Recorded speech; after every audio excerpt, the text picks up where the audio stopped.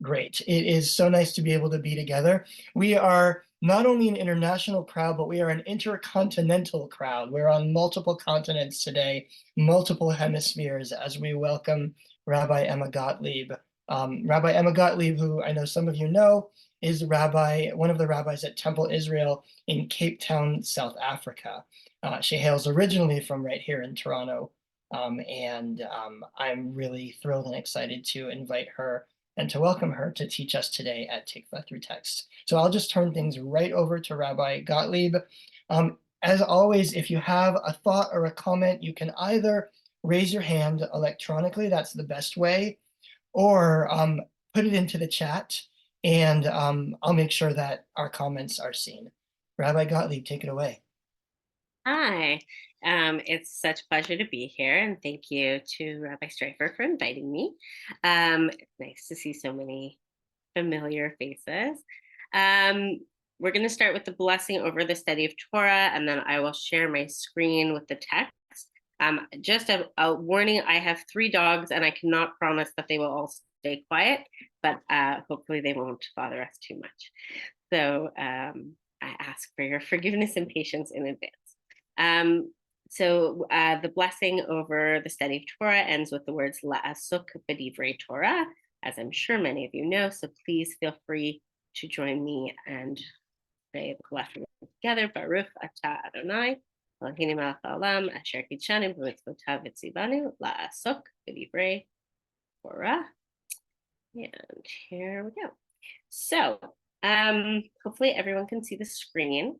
I was so excited to think about how to connect the theme of Tikvah through text and hope in Jewish learning to the body of Jewish literature that I've been immersed in this year with my own Torah study group. We have a weekly Parsha group here in Cape Town, and every year we look at the Parsha through a different perspective, a different lens, a different time period, a different body of rabbinic work. So this year we've been studying Hasidic commentaries on the Torah portion. And I thought it could be interesting to bring you one of the texts that we studied this week on Parshat Bo, that might give us also some themes around hope to explore together. So I thought I would just give you a quick introduction in case you're not familiar with Hasidism. In my Torah study group, we often just take turns reading because I get tired of my own voice. So I would love to offer that opportunity in this space as well. Rabbi Streifer, does it work that way if we take turns? Great. So I will just call on people as I see you on my screen. And if you don't want to read, you can just pass. But Karen, maybe I can ask you to read this text about Hasidism for us. Sure. Hasidism represents one of the great success stories in the world history of religious movements. When Israel Baal Shem Tov, the figure around whose image the movement was to coalesce, died in 1760, there were no more than 20 or 30 people closely linked with him whom we could identify as laying claim to his legacy. All these were within Podolia, a somewhat remote corner of southeastern Poland, up against the Russian and Turkish borders. Half a century later, ever larger swaths of Eastern European Jewry, majorities in some areas, consider themselves followers of the movement that carried his banner. Many Hasidic teachings began in oral form and come by way of the Baal Shem Tov successor, Rav Dober, the Maggid of Mezrich, and his circle of disciples. It was members of this circle who brought Hasidism into the public arena as a distinctive religious phenomenon, arousing both avid support and bitter denunciation. The Mezrich years represent the formation of a close spiritual, intellectual circle, a group of young men intensely devoted to their master, to a set of ideals, to the task of spreading religious revival, and for the most part to one another. Members of the circle continued in their work for decades after their master's death into the early years of the 19th century. Okay. So this is a sort of an 18th century spiritual, I like the word religious revival movement that starts out very small and intimate, but kind of booms throughout Eastern Europe. And is sort of really particularly interesting in that it grounds itself in two different rabbinic traditions. It grounds itself in halakha, in rabbinic tradition, the rabbinic tradition it has inherited, and it grounds itself in Kabbalah, in Jewish mysticism. And with sort of one foot in each world, it brings into the mainstream some of the more esoteric teachings that hadn't been sort of brought into mainstream communities, that were sort of more just for the elite learners, and came to Jewish learners as incentive to explore sort of a different way of practicing Judaism, a more spiritual and devotional way. And the Hasidim focused on certain principles. I'm going to just kind of distill these so that we don't spend too much time on it. But basically, they focus a lot on the devotion of God, and that everything is in service of God, not just Torah, mitzvot, tefillah, which we already are accustomed to thinking about as being part of service to God, but that every aspect of our life can be in service of God, even the most basic, mundane, physical parts of our lives. So eating can be in the service of God. Sexual relations can be in the service of God. Parenting can be in the service of God. Every aspect of life can be approached with intention as an act of devotion. And this is sort of the worldview that they're presenting and the kind of practice that they're preaching. And their teachings are often sort of encouraging us to think about how we approach different elements of Judaism and different elements of life, but from this perspective of devotion, rather than doing it out of a fear of God or a fear of sin, or because Torah says so, or whatever, but that for the pure joy of devotion to God, and that devotion is supposed to be joyful. That was a big thing for them as well. And when we sort of imagine Hasidic communities and Hasidic circles, we often think of them sort of that really like joyful singing and dancing and nigunim, and that kind of like really almost like a little bit over the top devotional style. So that's those guys and the early Hasidic tradition. So that's where the text that we're looking at today comes from. So this text that we're looking at today comes from a Hasidic text called Hayyim Va-Hesed, and it is Hasidic teachings on the Parsha. And it's a commentary on Parshat Bo, which is this week. And it's responding to a verse from Exodus 12, verse 2, which is introducing Rosh Chodesh and the beginning of and Pesach as the beginning of the year. In the context of the 10th plague. And sort of, if you remember the Parsha, there's a sort of as we're preparing for the 10th plague, the text sort of shifts out of the narrative and into a section of commanding us how to celebrate Pesach and how to mark it in our calendars. And so that's where this is coming from. And Dee, could you just read for us that verse from Exodus? This month shall mark for you the beginning of the months. It shall be the first of the months of the year for you. Okay. So this month in which the Exodus is happening is going to become the first. It becomes one of the new years in the Jewish calendar. It shall be the first, the beginning. And the text that we're going to look at is going to focus on this word Chodesh, which on its surface means month, but has some other applications that we can dig into.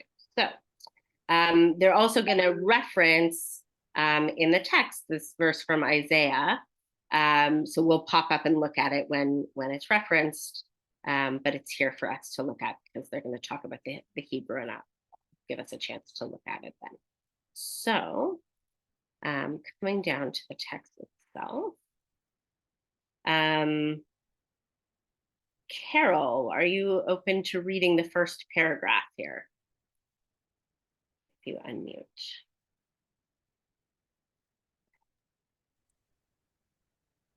Although I'm going to have trouble with some of the words. Change and renewal. Thank you. And Chodesh do not apply to the Blessed Holy One who is beyond time. The renewal that God sends us is in fact for you, that is for our sake. It becomes part of our nature, something we are used to. That is the meaning of nature, Teva. The renewal of light is imprinted, nitba, upon us, bringing about a human need. Sorry, you caught my typo. The computer did it. The time will come in the future when he will sate your soul with resplendence.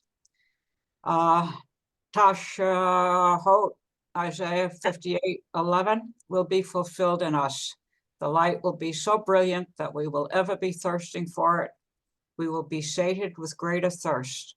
The word Tashahot, close, comes from tash, meaning dry or thirsty.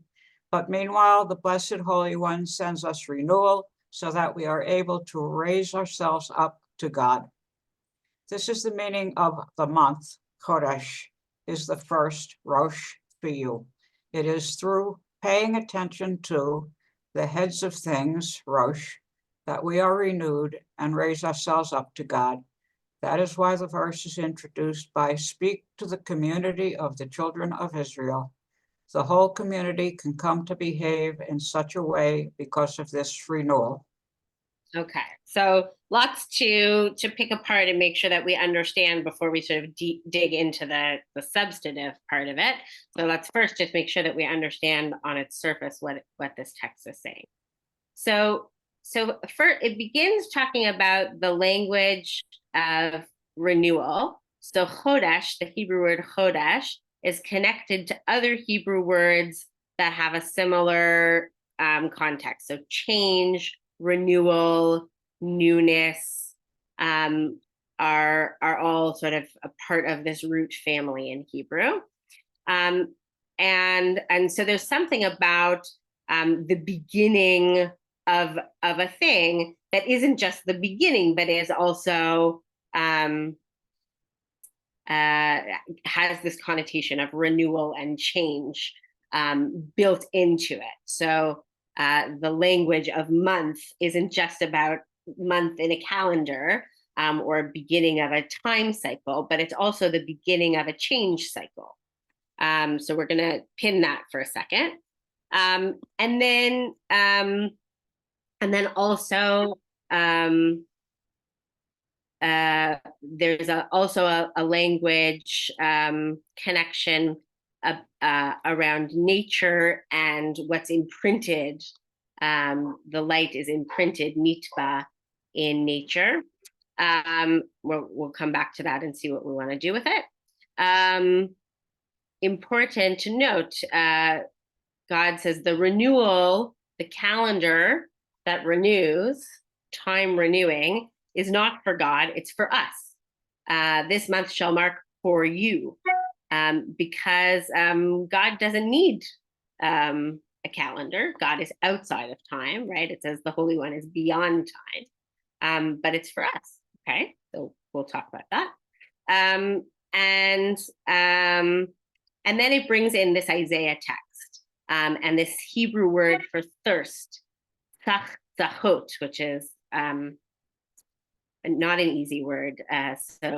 So good effort there. And it's even harder, I think, in the transliteration than if you just look at it in Hebrew for Hebrew readers. Sachzahot is thirst. And this sort of really kind of almost convoluted idea that that the ideal future will be one in which we are more thirsty than we are now, that we have some kind of greater thirst. So we'll see what that's about. And then also the idea of Rosh, the beginning, the head of the month, and that that there's something about the beginning where we need to be paying attention to, that we're being called to attention in some way. So that's just to make sure that we understand all the language that's here. And now we'll go back, loop back around and start to talk about these different concepts that are here, because I'd love to hear your thoughts about these different concepts, but I want to make sure everyone understood just the different pieces that I just laid out. So are we all together so far? Are there questions so far? And if not, we'll start to dig into these ideas.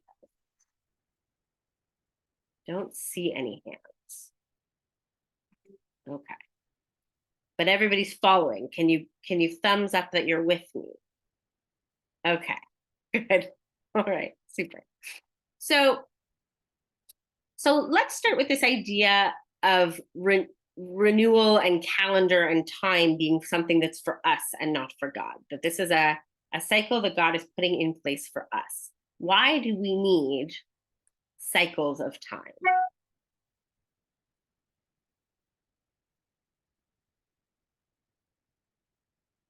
Hello.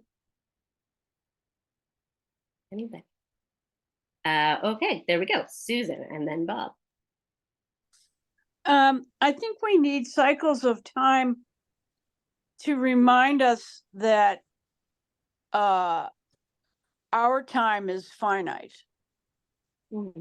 And also to remind us that within these cycles, there are things, rituals, observances, etc., prescribed during certain times as well that we need to pay attention to.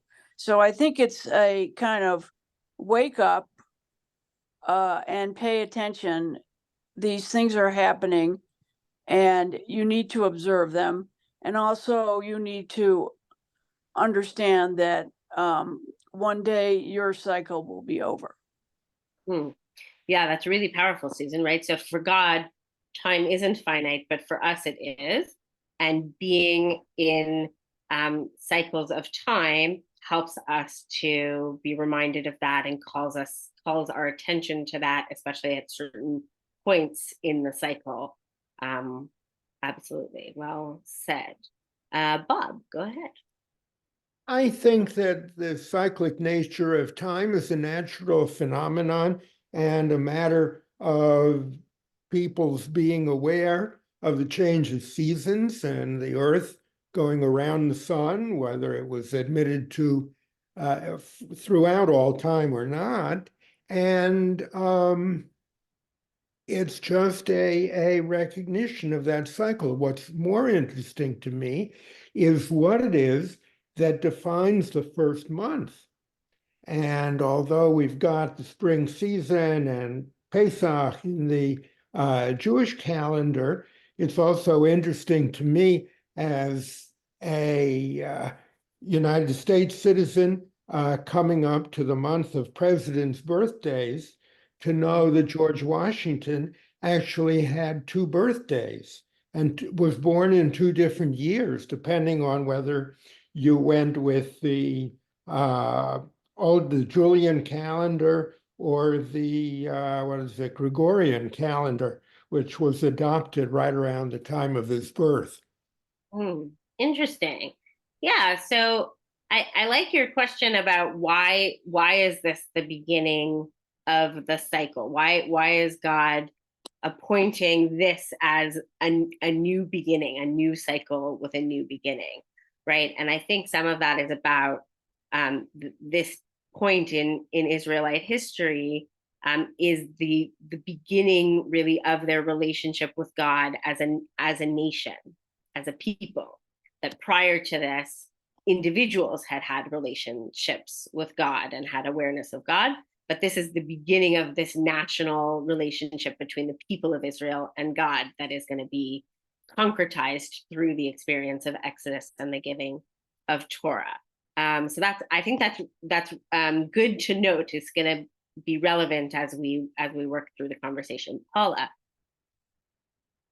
So the question of why we need cycles, I agree with Bob, because we live in cycles. We have the cycle of day and night.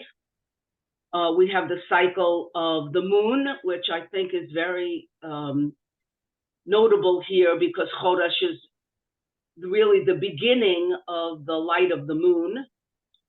We have the yearly cycles, the seasonal cycles, and we have I think the 19-year solar cycle or something, of whatever the cycle is. So I think in part, we need the cycles to remind us that we are not outside of nature. God is outside of nature, but we are not outside of nature. And it's a reminder of our connection, because we are created in the same way that the natural cycles have been created. So to me, when I'm teaching, I often remind people, for example, at Pesach, look up. It's a full moon. There are hints throughout our Jewish tradition that connect us or reconnect us to natural cycles that I think are not necessarily as present in some other traditions. So that's my thoughts. Beautiful, thank you. Yeah, so I just like these cycles remind us that we have finite time, that we're not outside of time. They also remind us that we're not outside of nature, and that we are living in a world that has all different kinds of natural cycles that we are a part of, or that impact us in different ways, or that we can impact for better or for worse in our human impact on the planet. Great, amazing. But Maya, did I get that right? I hope I got that right. That was exactly perfect. Thank you very much, Rabbi. I think that, thank you. I think the introduction of, even before we're officially a people, of some sort of a ritual is really important. Like, I don't know about others, but when I've gone a long time and it's like I've been inside, and it's like you're almost like, wait, if you're off your normal days, like what is the day even? Like you sort of start to lose track of time. And I would imagine without cell phones and calendars and places like that was probably much easier.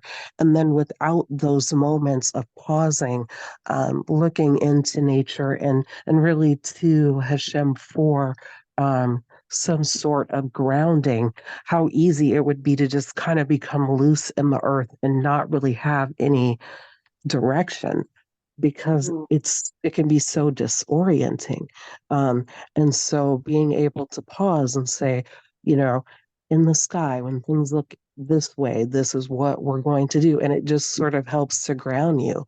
Because I imagine early in time, things seemed miraculous because you just didn't know what was, like, if you can't predict what's coming, it makes you almost non-functional. Even children behave so much better when they know what to expect. They have some sort of, even without a full concept of time, countdowns and warnings help you self-regulate. So I think it's a bit of a gift.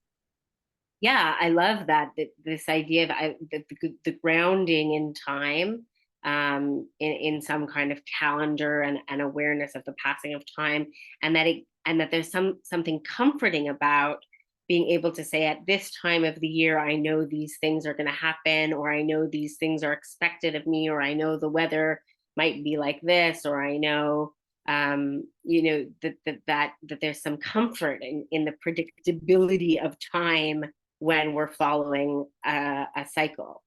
Great, very insightful. Rabbi Streifer, you're next. Yeah, just very briefly on this idea of time as being finite, that I think the finiteness of time and the cyclical nature of time helps us find meaning. That because we know that our time is finite, we are inspired to accomplish and build relationships and do things in the world. And to me, that's actually very hopeful, right? That even though our time is finite, there's a whole lot that we're capable of doing within it. And I think the cycles help us to give structure to that. Yeah, so motivational in that we know we only have so much time to do the things that we want to do or feel we need to do. So there's a positive element to that finiteness of time. Great. Karen. Yeah, thinking about the cyclical nature of nature. It's really interesting that we call our months Chodesh related to Chadash, to new, even though it's Nisan, it's whatever month it is, it's the same Nisan as last year, but it's new. So we have that opportunity for renewal every time we have some kind of reminder about it. And it's just this balance between what is old and familiar and the opportunity for something new. This winter is not exactly the same as last winter, but it's still winter.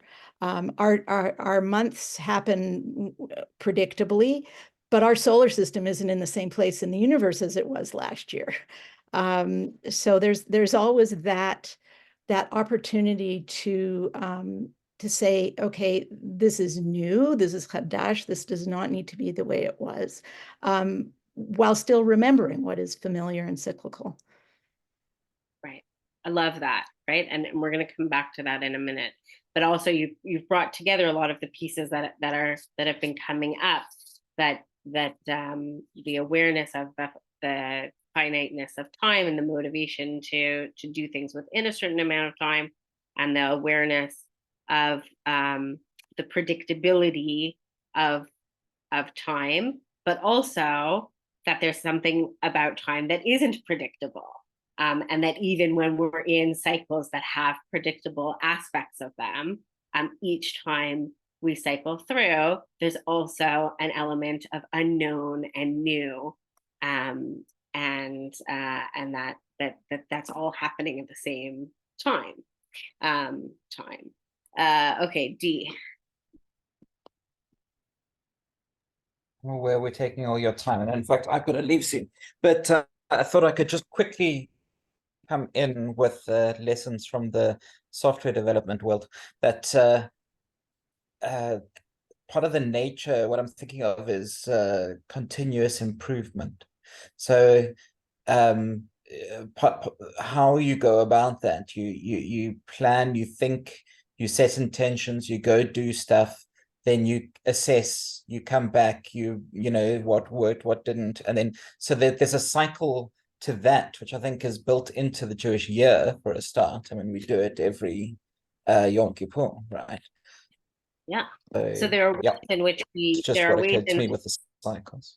No, that's perfect. So there are ways in which our human nature, in which we go through cycles of development, that in some ways we learn from the cycles of time and nature and Jewish calendar. We learn about the value of a cycle process, right? Of starting and coming around, and when we come back to a certain point, we reevaluate, maybe we try again, right?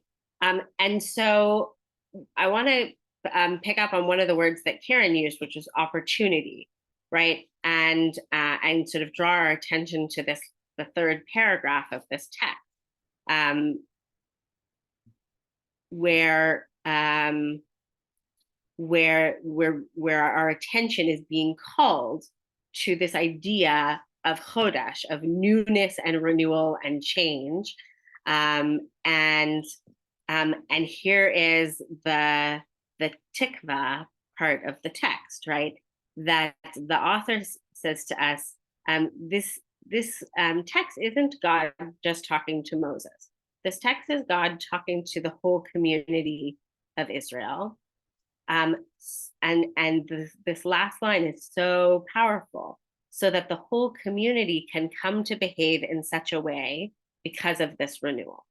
That each time we go through a growth cycle, whether it's one that's imposed on us by the calendar, by Jewish ritual, by the cosmos, or by our own process of growth and development, when we cycle around to a beginning, a Chodesh, a new point, we have an opportunity to renew, to change, to evaluate, to pause with intention. And we do this at all the New Years. We do it at the secular New Year. We do it at Rosh Hashanah. We do it on our birthdays, right? To pause with intention and say, what do I want to be different? You know, sometimes we do it, some people do it every Shabbat. What do I want to leave behind from the week, and what do I want to take into Shabbat or into the next week, right? This opportunity for intentional renewal and growth, that I think particularly when we are living through difficult times, and we feel like there's a lot that's out of our control, that we can find some comfort in knowing that everything is changing, everything is cycling. We're not always going to be in this difficult time and place. And even if we are within our own cycles of life and time, we have opportunities to assess and to renew the parts of our lives that we can control. And I think there's hope in that. I find hope in that. So I'd love to hear your responses to that and anything you want to add to that. And then I have another text for us to look at as well. Rabbi Streifer. Before we do that, speaking of time, we're actually at our time, our half hour. Oh, are time. we? Okay. Sorry, we're going so. I know there's so much. So if folks have to go, that's fine. I'll make a quick announcement, which is that we have Rabbi Malcolm Cohen from Tucson, Arizona, joining us to teach next week. And then, you know, Rabbi Gottlieb, if you want to stick around for 5 or 7 more minutes, I'm happy to continue this conversation. I'm just gonna leave you with a quick thought, a quick Tu B'Shvat thought, for anyone who wants to stick around for 1.5 more minutes. So the Tu B'Shvat thought is that there are 2 texts that say the same thing. One comes from Avot de Rabbi Natan, and it's probably familiar to a lot of you that there's this rabbinic idea that if you're planting a tree and the Messiah comes, you're not supposed to drop the tree and run to greet the Messiah. You're supposed to finish planting the tree and then go greet the Messiah. So many of us have probably seen this text many times. What you might not know is that in Islam, they have a parallel text, a hadith, which is a saying of the Prophet Muhammad. And it's almost exactly the same. Even if the resurrection were established upon one of you while he has in his hand a sapling, let him plant it.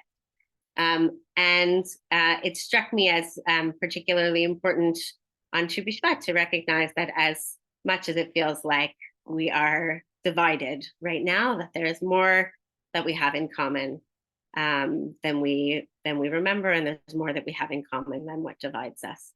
And hopefully there's some hope in that as well. So thank you so much. It was great to be here with all of you.